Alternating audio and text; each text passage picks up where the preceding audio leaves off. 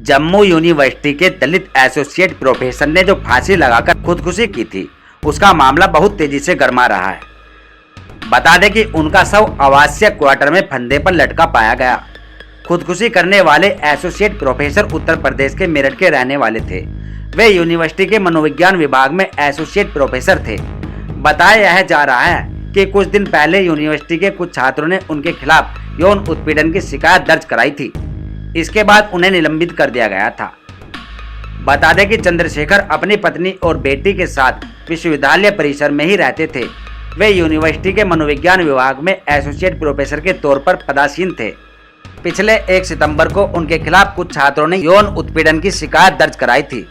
इसकी वजह से वे काफी परेशान दिखाई दे रहे थे। छात्रों की ओर से यौन उत्पीड़न की शिकायत दर्ज कराने के बाद यूनिवर्सिटी प्रशासन ने उन्हें निलंबित भी कर दिया था। मुरादनगर के पास पैतृक गांव जलालपुर में डॉक्टर चंद्रशेखर का अंतिम संस्कार किया गया। बता दें कि चंद्रशेखर चौधरी चरण सिंह विश्वविद्यालय कैंपस के छात्र रहे और यहीं से उनकी पत्नी ने भी पीएचडी की थी।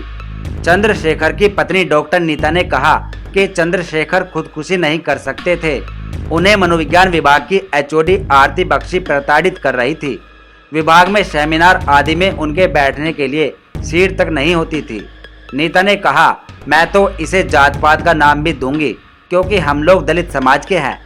कुछ समय पहले एचओडी ने हस्ताक्षर के लिए उन्हें घंटों इंतजार कराया गया था।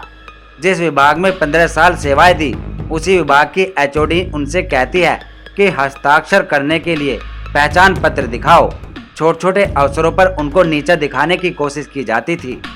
मुरादनगर के जलालपुर गांव निवासी अधिवक्ता विजेंद्र सिंह ने कहा कि उनका भतीजा डॉक्टर चंद्रशेखर आत्महत्या नहीं कर सकता, उसके खिलाफ कोई साजिश की गई है। वहीं डॉक्टर नीता का कहना है कि एचओडी आरती बख्शी से तंग आकर चंद्रशेखर ने एक बार इस्तीफा तक दे दिया था।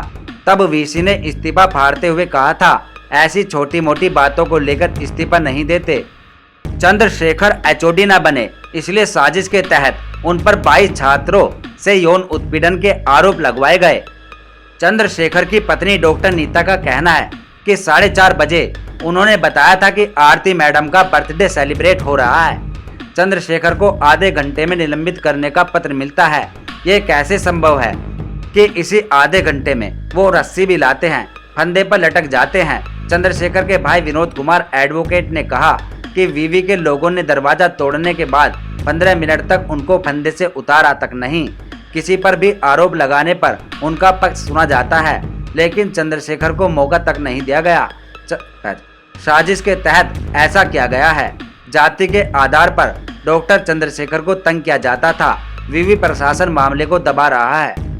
एसआईटी का गठन होना चाहिए, यह हमारी मांग है। ब्यूरो रिपोर्ट, बहुजन हलचल।